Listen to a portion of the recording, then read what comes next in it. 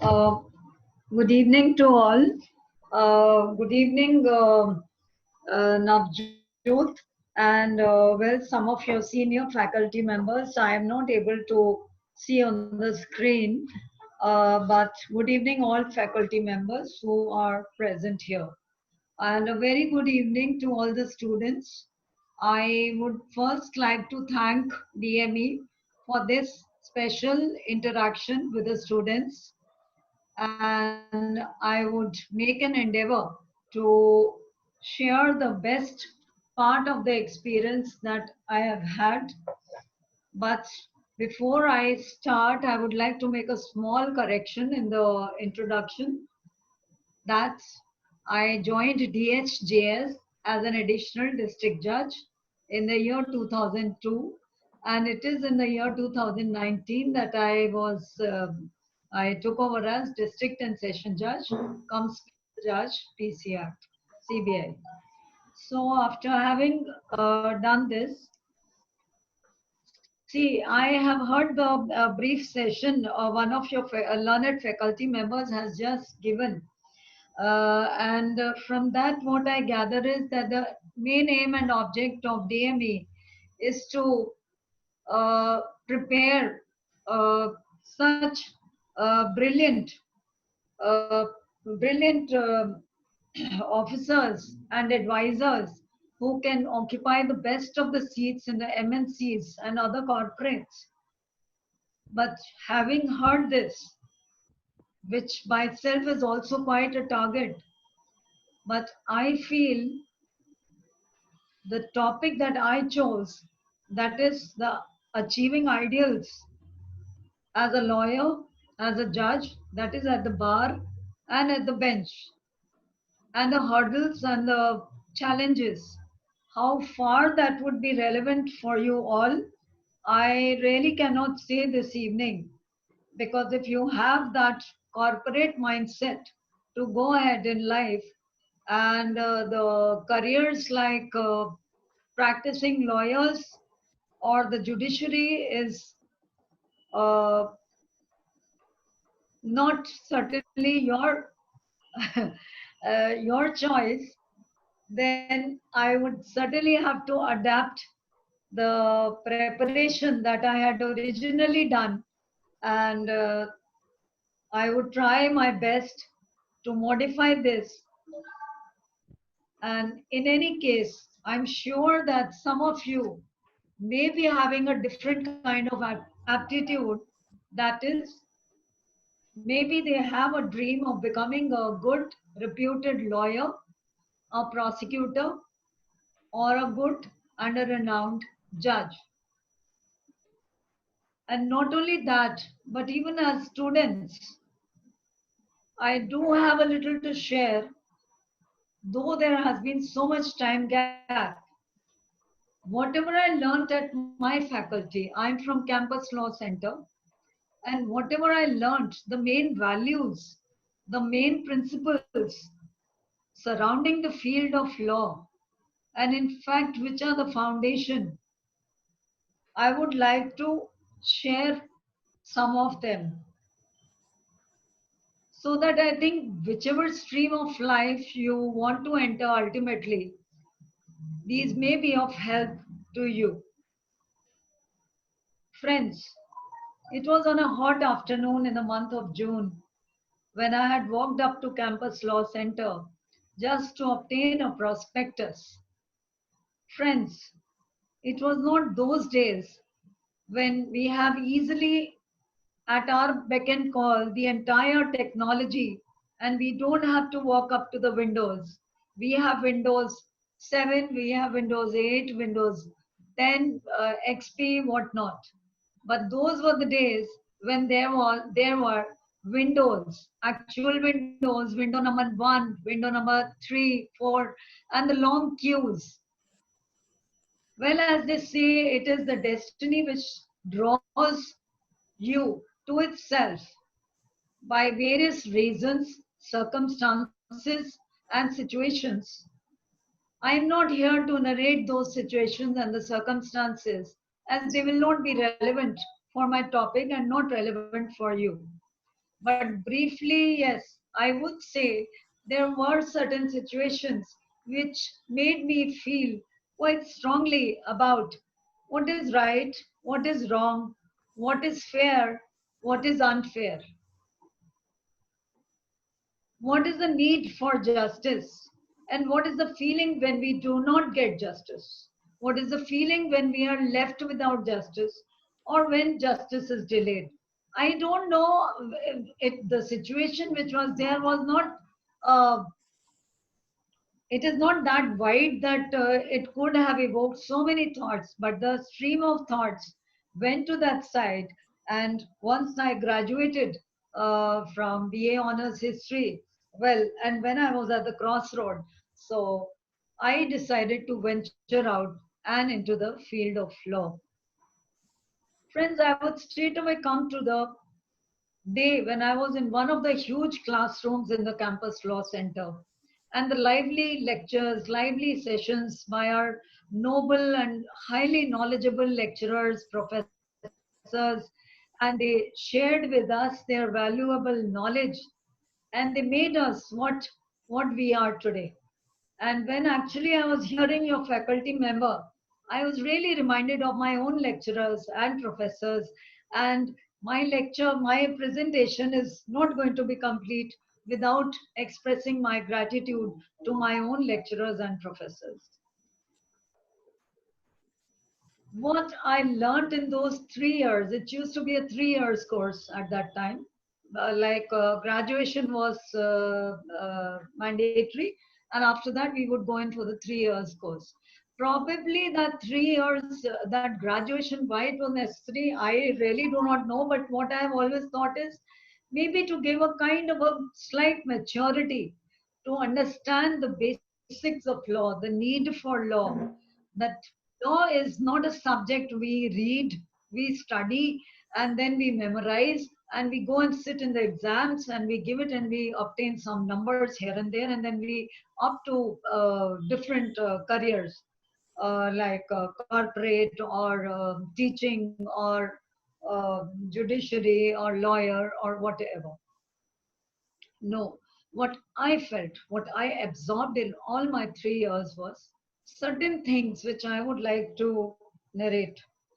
Firstly, it was that law is an ocean, and it is an ocean so deep, so vast, nobody has been able to measure its depth and length and breadth till date.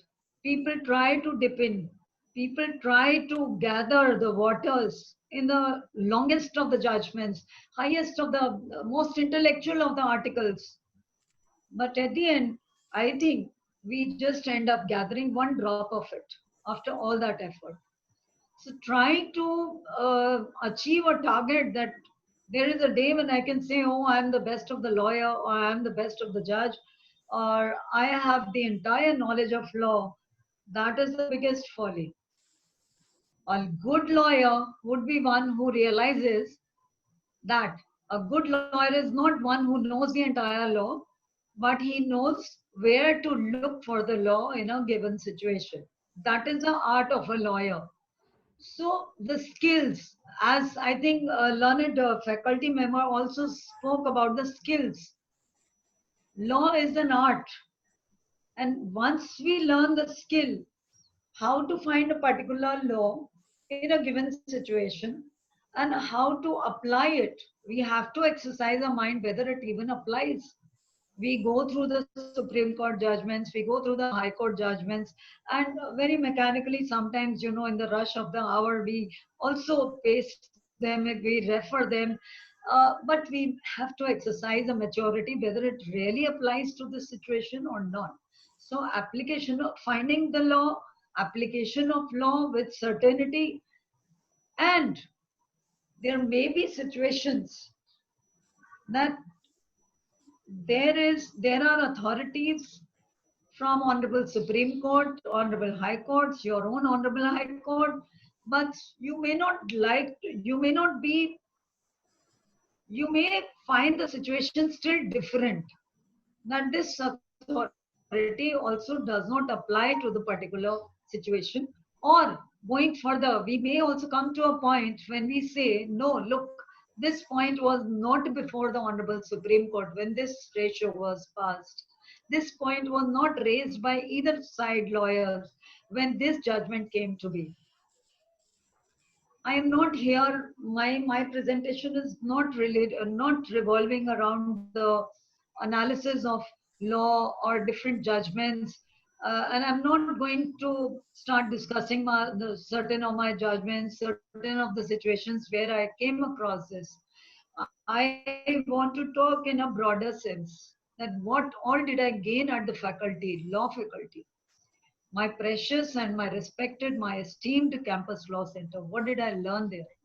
So first thing was that law is an ocean and you have to really delve deep into it to get the essence of the ocean. And the essence of this ocean is what, as I gathered it, I may not be correct, probably for others, because that is the basic of law, all laws, that there is no correct answer in law, there is no wrong answer in law. If you can justify, you can substantiate your argument, probably with a relevant case law from the Honorable Supreme Court or High Courts, or in the absence of any authority on the subject, you can substantiate it by the statute, by the provisions of law. Your answer may very well be very correct. You may be on a totally different line than maybe if they're in a classroom, there are 50 people and you are the only one and taking a line of an argument.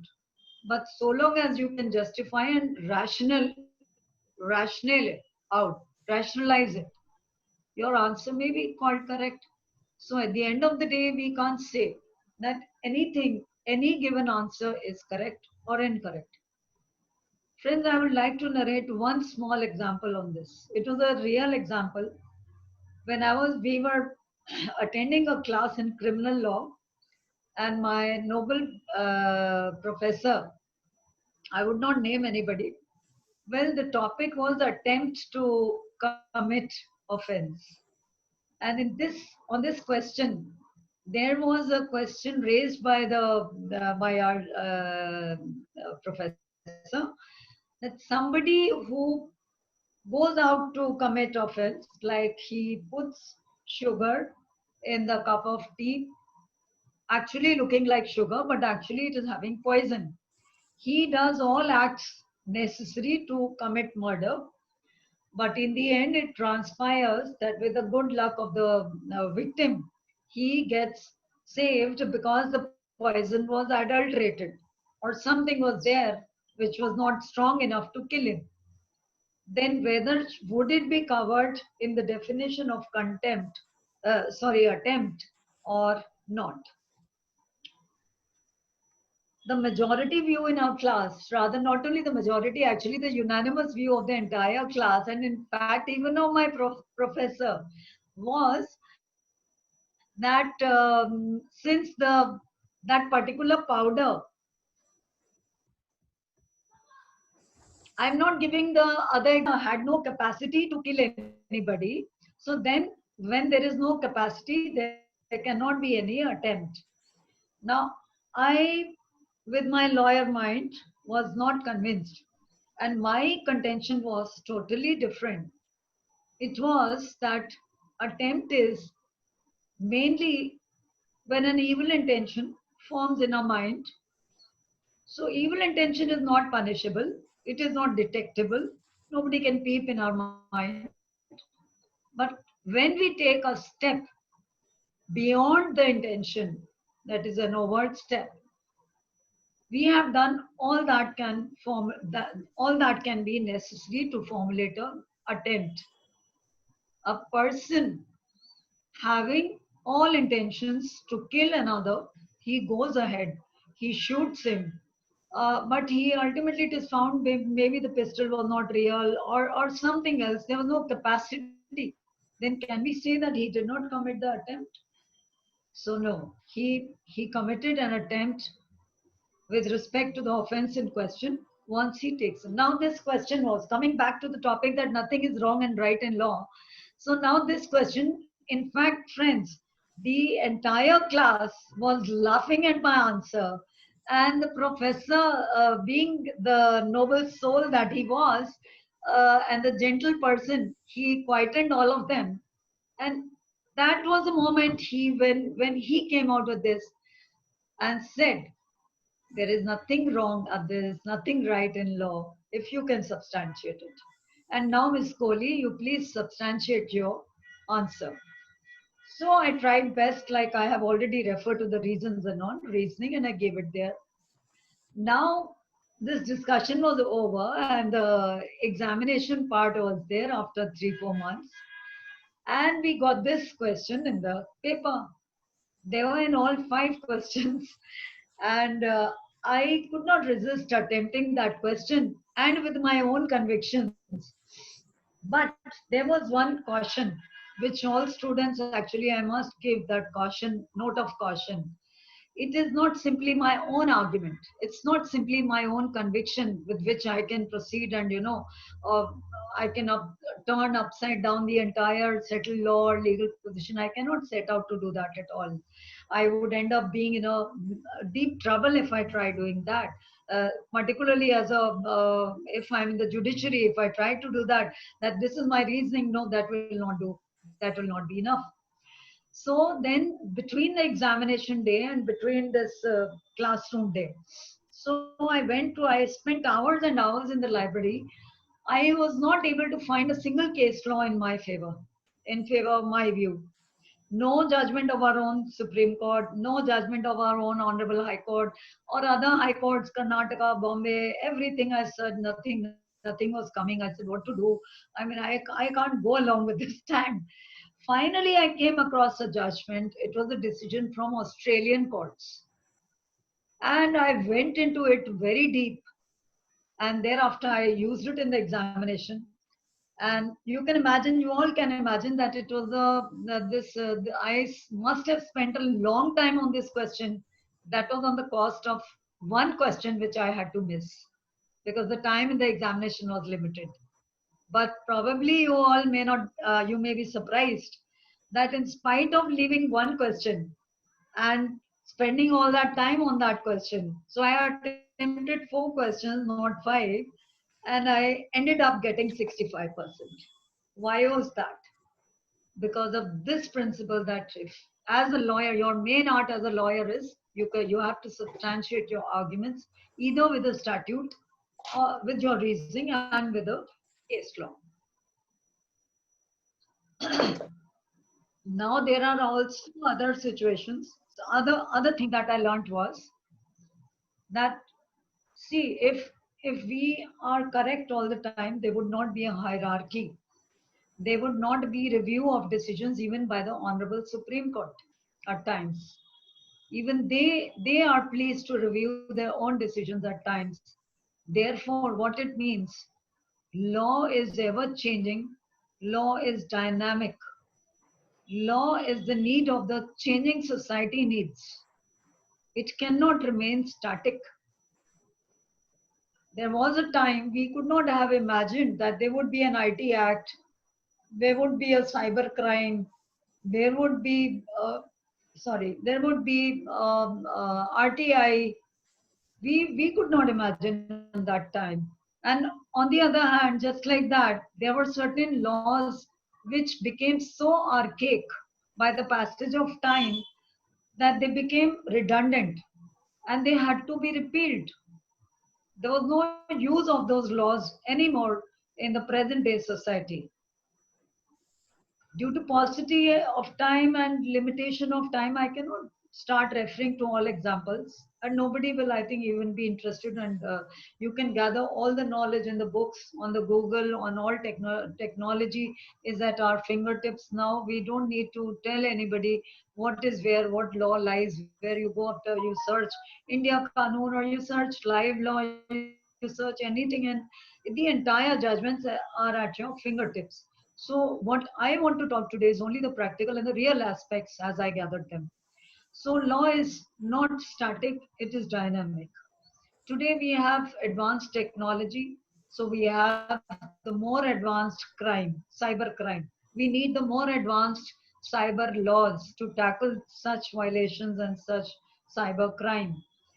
Earlier, we did not realize the value of information from the public offices. Today, it is our right. We all are more enlightened, more vigilant in our democracy. Society has changed over the years and decades, and it is our right to obtain information from so many offices. So, with this reference, I learned that law was not static, it was dynamic. Now, friends, after having completed my education, I practiced as a lawyer. My dream to my secret dream was to become a very good prosecutor.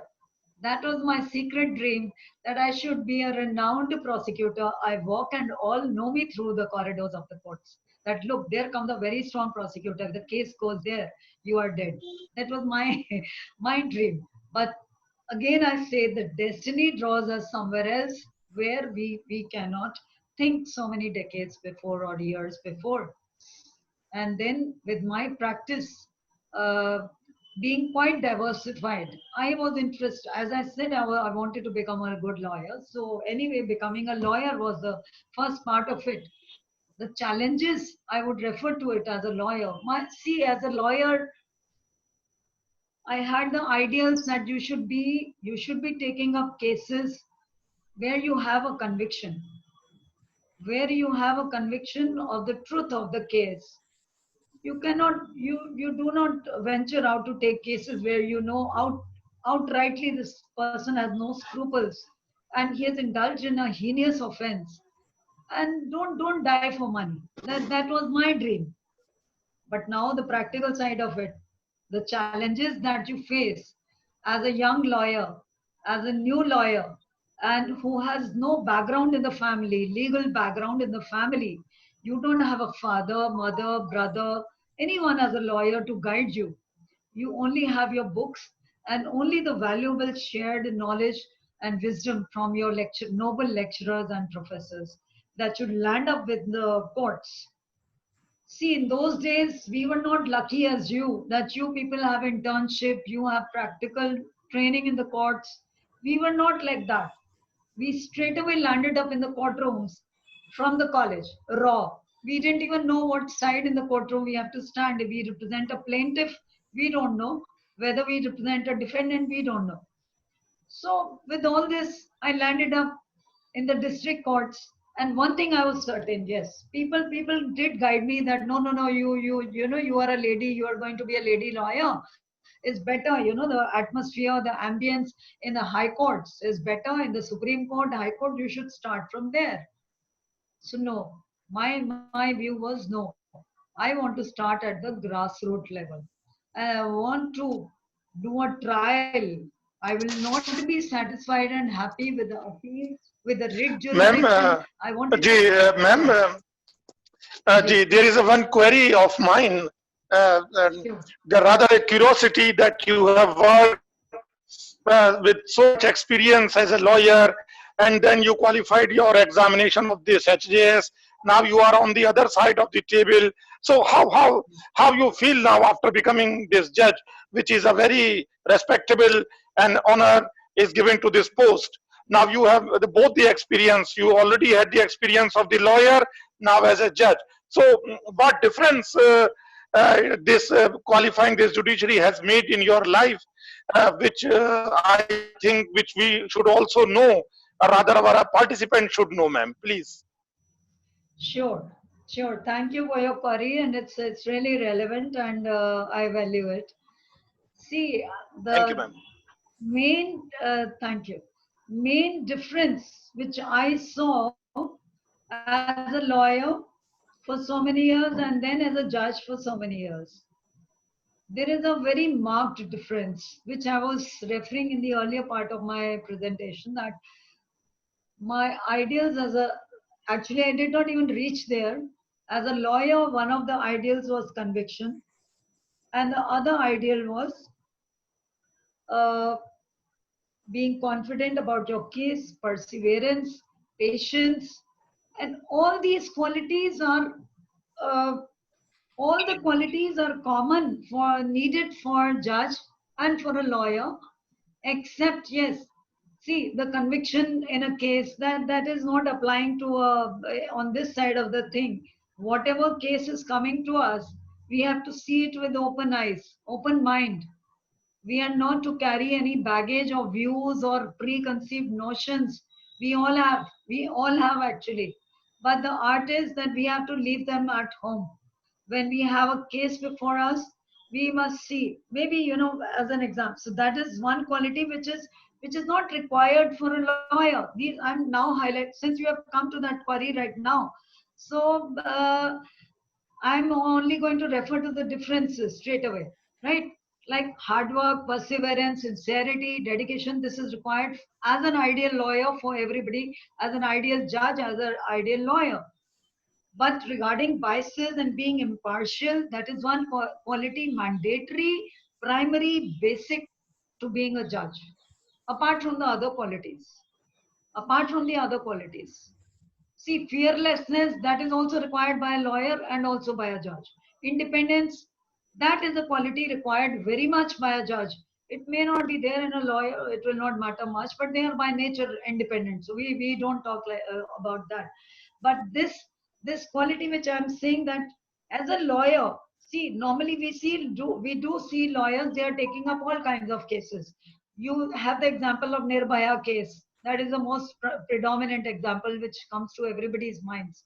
And all were, even the bar council, bar associations, they were all not wanting to take up that case. That is the kind of conviction I talk about, which is necessary as a lawyer. But when you hold the seat of a judge in the same case, supposing, you are to be shorn of all biases, all hatred for that accused, which you may have in your heart, naturally.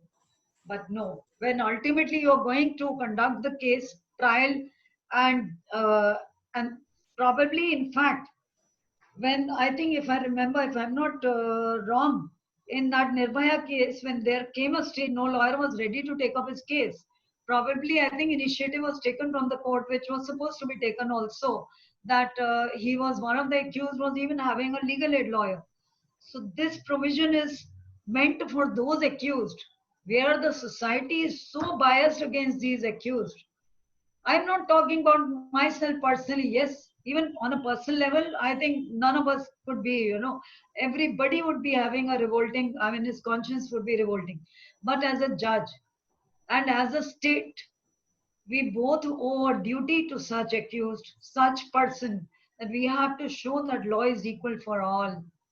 How do we show it? Through our constitution, number one, when they provide for legal aid at state expense. It is number one for those litigants who are poor, they cannot afford a good lawyer. But number two, in such case, such heinous case like Nirbhaya case, where no lawyer was ready to defend them, and then state steps forward by the provisions of the constitution, saying that no, legal aid is the right of every accused, right? So no, there may be some parameters, but in a case like this, legal aid, like in the form of amicus curiae or other legal aid panel councils, they have to be provided. But even if we provide, supposing I am as a judge and I'm providing a legal aid council, but I carry that bias within my mind, then I will not have a right to conduct that case. It will be better I transfer it. That is the marked difference between a judge and a lawyer. It's a bird's eye view I can take of both sides now after so many years at the bar and at the bench. And the other difference is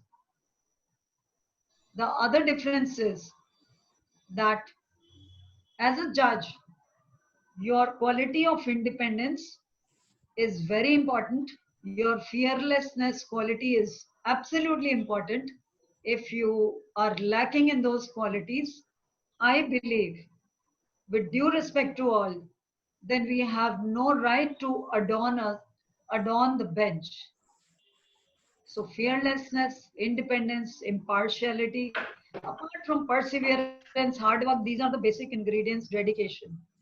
And I say then, a judge is a good judge. He does his hard work. He gets his disposals. He disposes of the cases fast, everything. But a very good judge is who goes out of his way to secure justice for the weak side. He has to see which is the weak side. He has to see where is the truth in this case lying. And then he must make all the endeavor and go out of his way to find out the case law in support of that view. So I believe Very true, ma'am. Thank you. Very true. You have rightly said, ma'am. There is another query which is coming to my mind that no doubt you have the rich experience as an advocate and now as a judge. But ma'am, nowadays what is happening is that most of our students, when we talk them, they only talk that they want to become the corporate lawyer. 90% of the students, they talk that they want to be the corporate lawyer. So I think, ma'am, they need some guidance regarding this, that it is not only the corporate lawyer, but the main litigation and then the judiciary also, which is missing on the part of the students. See, it's a very good but a very difficult question. And see, ethics and values carry everywhere.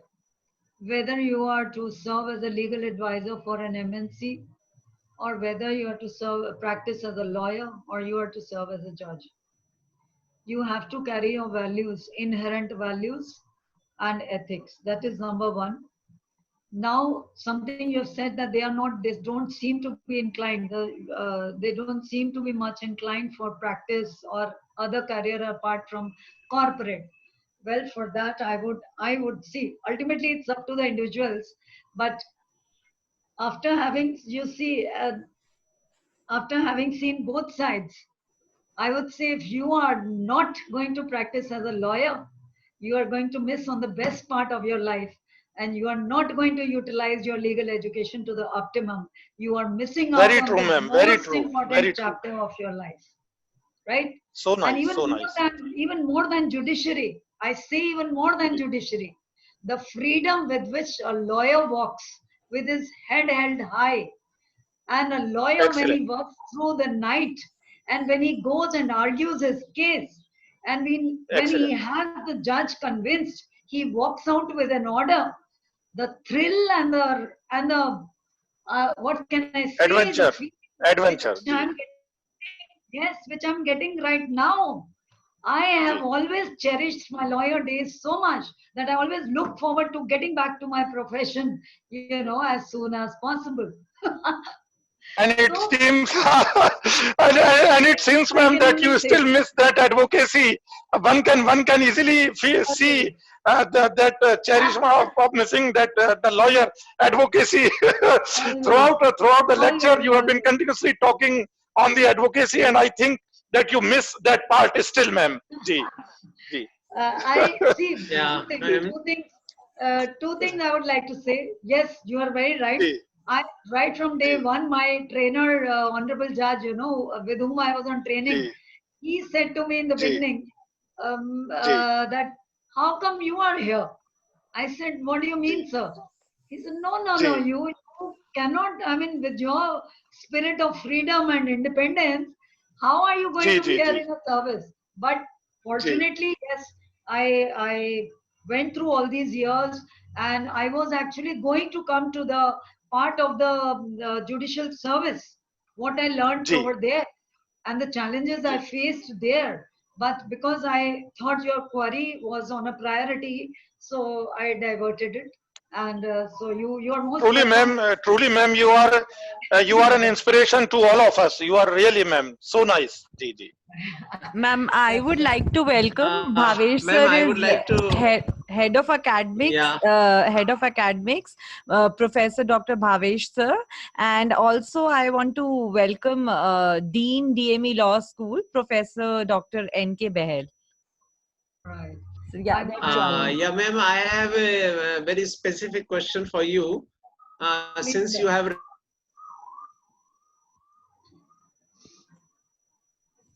referred to the concept of legal aid so far, and all of us know that this Legal Services Authority Act was passed in 1987. So, ma'am, if I divide the judicial era into two portions, one is pre-1987 and one is post-1987, because post-1987 we had Right to Information Act also and Protection of Human Rights Act also.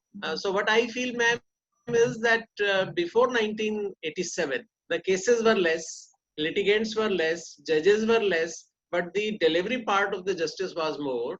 But now in the post 1987 era, the number of cases have increased like anything. There is a complete docket explosion in the courtrooms. Number of judges are less, number of good lawyers are also less, but the delivery of justice, in my opinion, is less. What do you think about these two eras, 1987 pre and 1987 post era?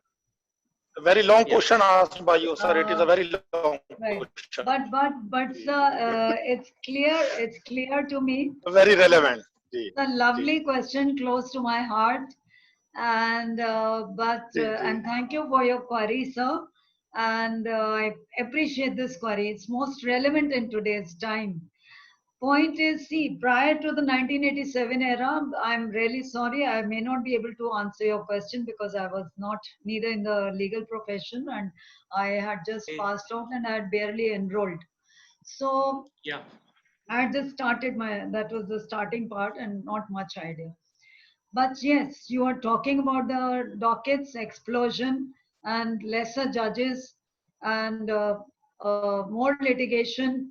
See, Yeah. lesser number of judges. As a member of the judiciary, and that too a district judiciary, I cannot. It's not my place to comment because the appointments are made by the government, by Honorable Supreme Court, by Honorable High Courts. So it's not my place to Yeah. comment on the reasons for that. But I would just come to the increasing litigation. Yes, it is connected to the lesser number of judges if we talk mathematically. But apart from the mathematical ratio being disproportionate, there are other reasons also, yes. The one I would like to refer, and I am glad I have got this very nice opportunity to refer this, and I do not even know how people would react to this reason which I'm going to cite. One is the loss of patience and complete change of attitude in our society as a whole. That is in brief. We are resorting to litigation at the threshold, at the drop of a hat. I'm not talking about the crime side. I'm talking about the civil side, other side. People are not having the patience or attitude of adjustment or compromise.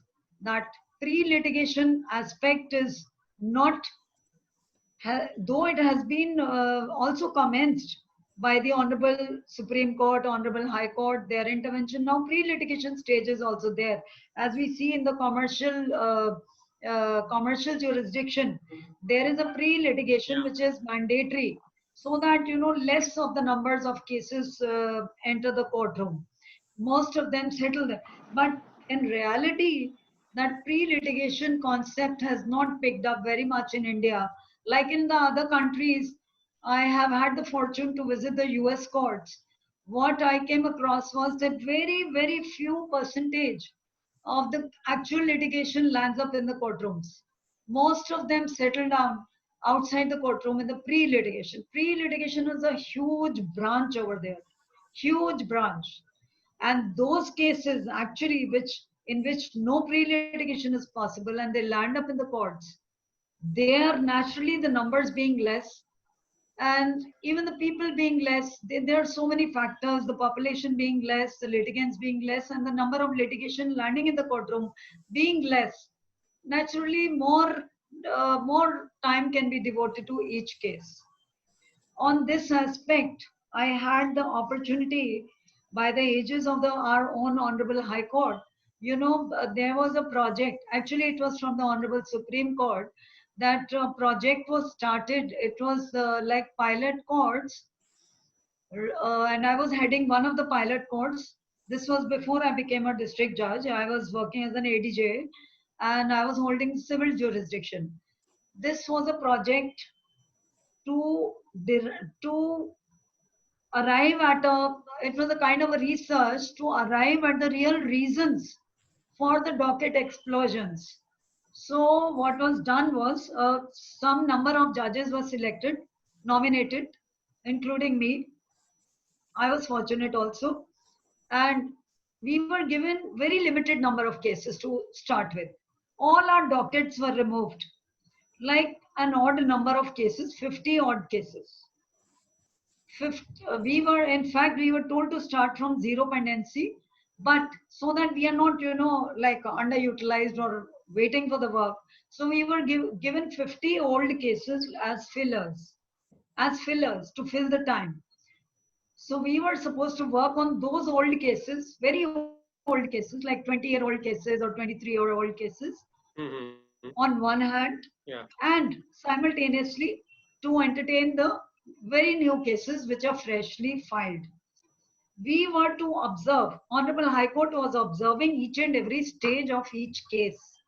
We were supposed to send the data of each case every evening, that where this case has proceeded, why this has not proceeded, what are the hurdles. Now, this research, this project went on for about, I think, 1.5 years or so. And then there was a report. That report is available with the Honorable High Court. And majority of the reasons personally, which I experienced as a pilot court, because I was very interested in this study, that yes, let's pinpoint the reasons for this delay and the very notorious delay in Indian courts. And what I could gather was the maximum cases were being adjourned because of the adjournments which were being sought by one or the other side lawyer. See, in every case, we have one side, which is the righteous side. In 90% cases, we do have black and white. And the other side, which is not wanting the decision. That other side would always see to it that justice gets delayed. That is their best weapon. And there cannot be a better person to talk about that than me. Because there was I have seen bar, bench, not just from two perspectives, I have seen it from three perspectives. I have to reveal that from the perspective of a litigant. I have been a litigant also. So I have seen it from three sides and in and out. And I say today that if a lawyer wants and is determined that this case is not to be decided, cannot be decided, even the judge, however much initiative he may take, he is rendered helpless. You are because right, ma'am. 100%. Yeah. I will try to substantiate it, because this relates to the side of judiciary. As a judge, I will say for myself with full righteousness, I was determined to give quick justice in my court. I was giving very short dates in my cases, but that annoyed some of the lawyers. And some of them would say, are we to be only in this court? We have other courts also, right? We have to adjust their diaries. We have to accommodate them. We have to do everything. And they are part and parcel of the whole system. We have to work together. But this was a big, big hurdle. Apart from that, well, I really did not see any other reason than the mathematic disproportion of the cases in the general courts, which we were heading earlier. So in the pilot courts, this study came, but till date, I do not know what is in that report. I till date have not been able to see that what was the reason pinpointed for the delays in the courts. So this is, I'm talking first hand as a judge.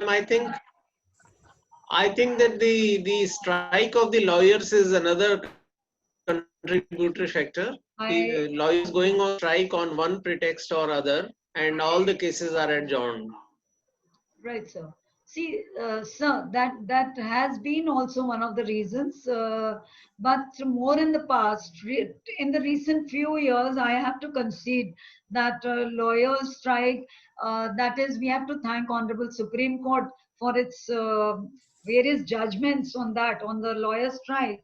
And after that, you know, the trend of strike, and even with the change of executives or change of office bearers and all, the attitudes have changed.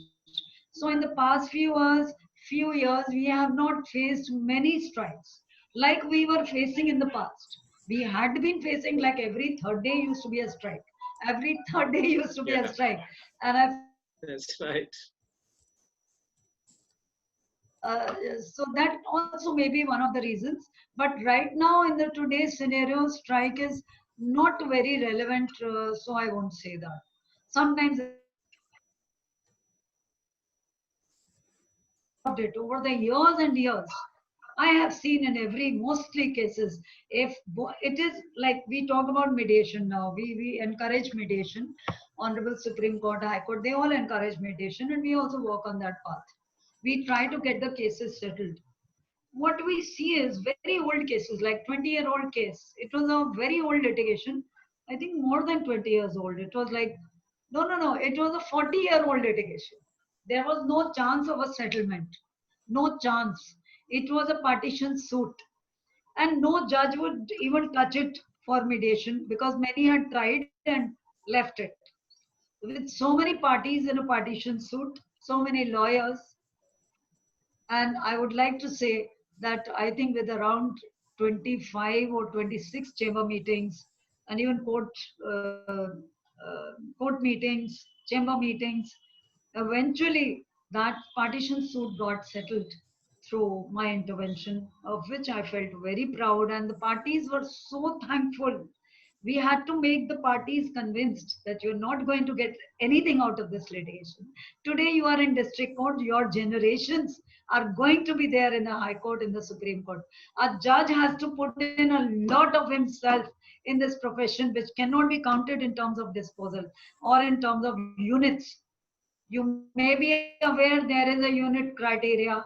We are bound in that. We work in that. But we have to coordinate it with the, maximum disposals, but with a quality justice and initiative. So we have to work on all sides, disposal on contest, on merits.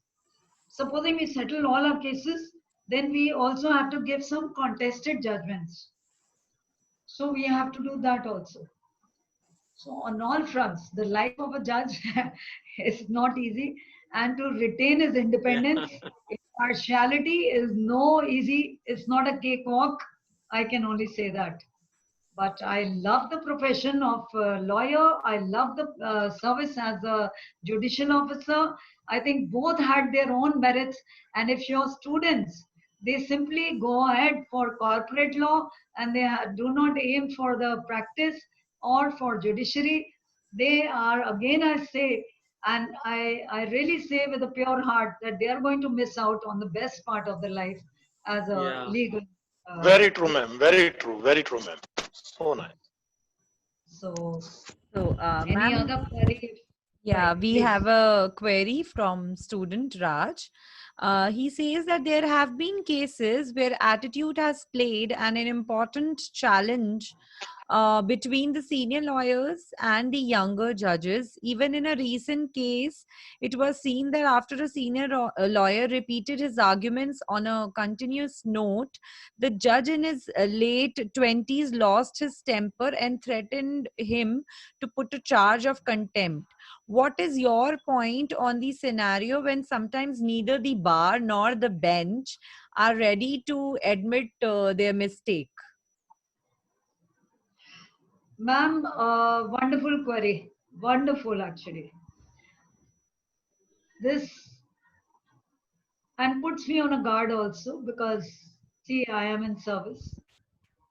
See, bar and bench both are wheels of this chariot, which is called ultimately the court system, the judiciary, the judicial system. And the aim, the ultimate end of all of us is to give justice to the main stakeholder, that is the litigant. We cannot keep that aside. We cannot forget that. You're right. See, if in a given situation, I cannot say the fact situation what it was, but see, a senior lawyer or even the more senior to him, they always should remember when they are appearing and addressing the arguments, maybe the judge may be young by age, or the judge, the presiding officer, may be anything. Maybe a youngest, maybe a raw, maybe an officer who has joined today. But that senior lawyer, he is appearing and addressing to the chair, to the chair, and he is under a bounden duty to maintain the dignity of the chair. That is his moral duty, ethical duty, that he has to remember, I am not addressing Miss MS so and so. I am addressing this chair and I have to maintain a decorum. Now about the lengthy part of the arguments. See, senior lawyers, mostly, with all due respect, that's the cream of the lawyers, and they are mostly used to appearing before Honorable Supreme Court, Honorable High Court, where they have a writ jurisdiction, they have an appellate jurisdiction. Original is very rare. The senior lawyers rarely appear in the, I think, original jurisdiction. That is what we know. And the appellate jurisdiction, the judges, honorable judges, they are not conducting evidence. They are not to conduct evidence. Why I'm saying that with due respect, that we at the district level, we have our time limitations. In one day, one given working day from 10 to 5, that is not 10 to 5. In the end, it runs out to, in people like me, it runs out to 8 p.m. I used to leave court at 8, 8:30, there is no timing. But court time, I say, that is 10 to 4 or 10 to 5. In that given time, we are to conduct the miscellaneous matters relating to service of notices. We are to frame the issues. We are to conduct the evidence and minimum number of evidence in a day. And then we are to hear the arguments. We are also to give a judgment, at least one judgment in a day or at least one judgment in 2 days, going by certain criterias which we have to determine our performance, like how much disposal. Now, supposing I was holding a appeal jurisdiction or only a writ jurisdiction, right? So then I know there is no pressure of any units on me. I am to hear these arguments, and these arguments are relating to very sensitive and important matters, and I know that I have to hear it with full patience. After that, I am not to do anything else. I am only to hear it, go on making my notes and putting the queries. And then I have the law researchers who will be, helping me in all means. And then the judgment would be there. So, but the work is limited. Now, supposing I was to hear only arguments and then give a judgment, I think I would be having a lot of more patience than probably that in that example of a situation. The young judge may have lost his patience. I cannot comment on the fact of that. But assuming the facts as they are, that may have been a reason that his docket is so overflowing in the entire working day. He knows he has that pressure. My next matter is waiting. That client is waiting for evidence. The other lawyers are waiting. His courtroom is becoming crowded, packed. And he has that pressure on his mind. Oh, my steno, he will leave at 5. Yes, I talk about the infrastructure we have.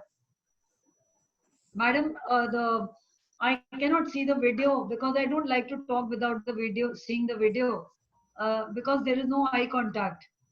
Can I see the video of somebody? There is no video. So, am I audible? Yes. Yeah, Yes, yeah, madam. Yes, madam. Yes, madam. Our Okay, video is so, also on. Okay, now I can Yeah. see you, Navjot. So that's good. That's better to be seeing somebody. So with that one thing, that docket is overflowing. Infrastructure. We are stenographers. Leave the courts by 5 p.m. Maximum they stretch over to 5:30 with our request. We do not have any stenographers after that. Now I have that running through my mind. I am to dictate a judgment. I am to dictate a judgment. I have to give my disposal. What will be my performance? How long can I go on hearing those lengthy arguments of the senior lawyer? Maybe I have to defer them. Then how many times can I go on deferring the case? How many times? Sometimes, see, there are limitations. There are all kinds of situations. There is no yardstick. Sometimes a lengthy argument is to the point, and we have to hear it. There is no excuse. And just 1 minute, I think I will need to be excused for something. Madam, just Yeah.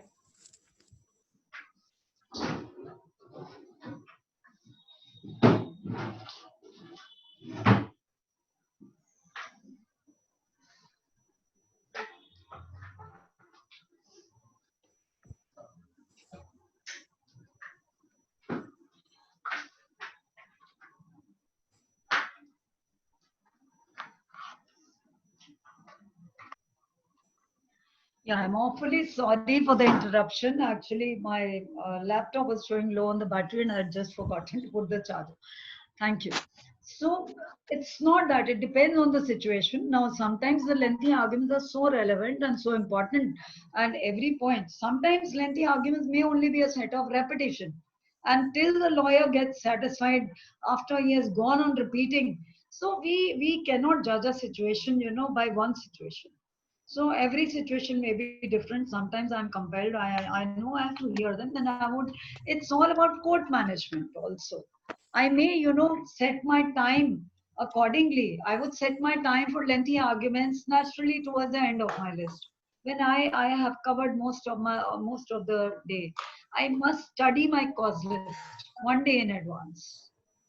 So it's all about court management. If you can manage your court properly, then I don't think such like situation would even occur. It can be avoided. But at the end of the day, even if it does occur, always lawyers must remember that this is the chair they are before, not before a particular or individual judge. In the chamber, you may say anything to the judge, that doesn't matter. But once it's a courtroom, it is the dignity of the chair, it's the dignity of the office, because there is a public over there. Sometimes incidents have happened with me as well, with everybody. I think every judge faces that. And what Yeah. happens is there is an attempt to lower the dignity of the court in the eyes of the public, in the eyes of the other juniors who are sitting there. Then what is the embarrassing situation of the judge who is holding a very important office? So we all have to realize, this is that. No egos, no nothing. We bar, bench, both are part of the same thing.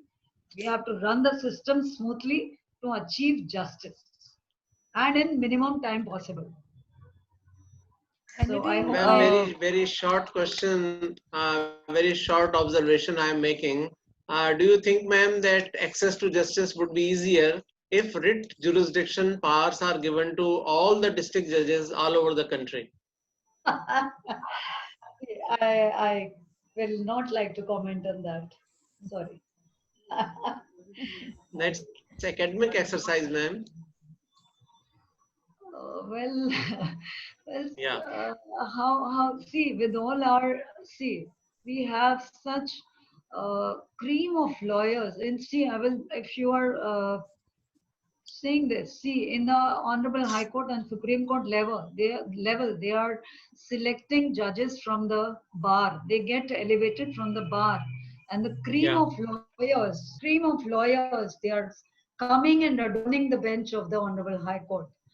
And they have been practicing there as lawyers, mainly in the writ jurisdiction and the appellate jurisdiction. Yeah. And this is a hypothetical situation because one thing, yes, I would say, with all due respect to our honorable High Court judges and honorable Supreme Court judges, and in fact, once I was wondering, what happens if tomorrow we are sitting there? Would we be able to, handle this writ jurisdiction and appeal jurisdiction? And would a lawyer of of the High Court and Supreme Court, are they able to conduct the trial evidence, cross-examination? So it's not a matter of, that hierarchy thing. It's a different nature of the work. It's nothing like, I'm not talking about the higher and the lower courts. Like district courts are lower courts, but I'm not referring to them as that. The nature of the work is the trial court work. Trial court Yeah. means evidence. Evidence is primary and arguments. Writ is no evidence. So what I feel, if honestly I may say so, yes. If we are, say, if a lawyer who is practiced at the district court level, he would be very well able to practiced before the Honorable High Court in the writ jurisdiction. Similarly, a judge of the district court would very well be able to handle the writ jurisdiction. But I feel if it is the other way around, if the honorable judge is holding the writ jurisdiction and if they hold the trial court jurisdiction, there may come certain, difficulties in the trial part. Like we may be able to handle both, but trial part, because trial is technical. And if your whole career you have been handling writ jurisdiction or appellate jurisdiction, we may not be able to conduct the evidence. We may be or we may not be. I cannot say much. Thank you. Thank you, ma'am. We have a question from one of the students that during the moot court workshops, we are told that the moot court is more of an informal courtroom, but practically in the case of district court, the moot court turns out to be more formal. Do you think there is a need to change, to have a change in the modus of the lower courts? I am not, madam, I'm sorry. I mean, I don't get your direct query. You can make it more direct. Yeah, basically the student is asking that we are told that moot courts, the moot courts which are there in the law schools, they are more of an informal courtroom. But in reality, when the student visits the district court, he feels that the moot court is more formal than the district courts. So should there be any change in the manner in which the lower courts are proceeding? Okay. Yeah. Thank you. Probably I get the spirit of this question. Yes. When we land up in the courts, we find it totally different than what we learned at the law school through moot courts and other ideas that we carry, even from the movies, what the ideas we carry about a courtroom. Nothing of that is visible in the district courts. Ma'am and all students and all learned faculty members, I would just like to say, see, no doubt, we cannot deny that the reality in the district court level is very different. But this was so sometime back. It also depends on the jurisdictions. Like if you land up in a court of magistrate, it would indeed be a hodgepodge, and you may not able to see. The more the burden on the court, the more different you are going to find it, because you will many times you'll see, 3 cases are going on together, 2 cases are going on together, and you cannot understand a word of it, what is actually happening. You cannot get the proceedings, what is actually going on. But the higher you go, you come to the court of session, most probably like in a session court, you would be able to gather the semblance of a courtroom idea which you have carried from the moot courts. The proceedings are peaceful because the reason, again, the burden is lesser on a session court. Ideally, a session court would be fixing, ideally a session court would be fixing one case for evidence, like it would take up one murder trial, and till it is over, it has to go on day to day, day to day, day to day. That is the meaning of session court actually, that the court is in session. And when the proceedings, those courts, there are some courts, including even I used to hold it like that. So those courts which hold it like that, day to day, you will see their cause list. It is only one matter or maybe two, one small miscellaneous matter in appearance or something else or charge. But the entire day would be devoted to that trial, because we have about large number of witnesses in the murder trial. In the sessions level, you have large number of witnesses. So then the students who will land up there, they would see that, oh yes, it does look like a courtroom that we thought it is. So that is the reason of the difference. The more the burden is there, you'll not find it ideal. So I hope I answered this. Yes, ma'am. Absolutely correct. Sorry. Anything, Bhavesh sir and Behel sir, you want to add?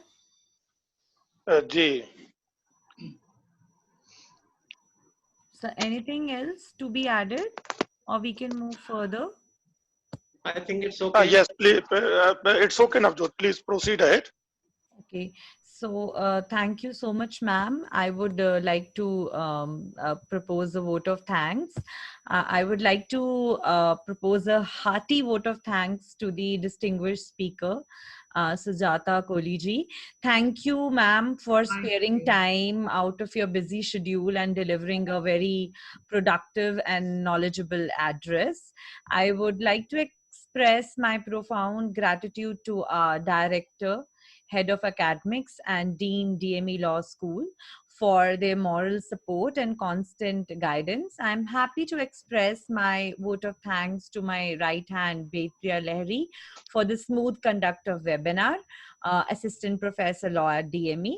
Finally, most important, I would like to thank the wonderful audience who have actively participated in the webinar and made it a grand success.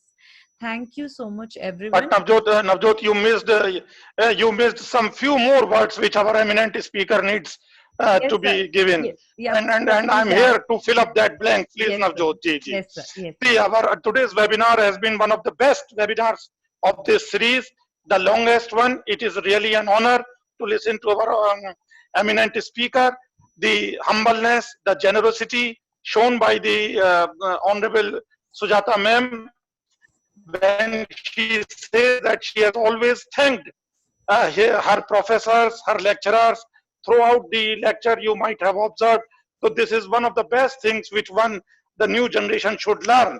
Thanks to that, one should always owe her gratitude towards the teachers and the professors, which was duly reflected in her lecture today. Ma'am, very good examples you have cited from the law when you gave the example of the attempt. That was very much clearly elaborated by you, and I think many of the doubts would have been removed today. In short, we can say that today's lecture was not only intoxicating but mesmerized the entire audience, and that will be cherished by the days to come. And when you say that you have covered the entire this court as a litigant, as an advocate, and now as a judicial officer, it becomes a pleasure, a worthy listening to you. Thank you so very much, ma'am. Now, Navjot, now the vote of thanks is completed now. Yes, sir. Absolutely, sir. Thank you, Navjot. Thank you, sir. And I Thank would you, like ma'am. to Thank you. Thanks to our Behel sir also is also there. The audience, Betpriya, Navjot. Thanks once again to everyone, all of you. Thank you, Thank sir. you, Thank ma'am. you. Thank you. Thank you. Keep on joining students for the upcoming webinars. We are going to have a webinar tomorrow with Sri Salman Khurshid sir. So we've already got an overwhelming response, but if you're interested, you can join for tomorrow. Details will be shared soon. And that's all. Thank you so much. Thank you. Thank you all. Okay, ma'am. Thank you again. Thank you, ma'am. Thank you. Thank you. Thank you, sir. Thank you.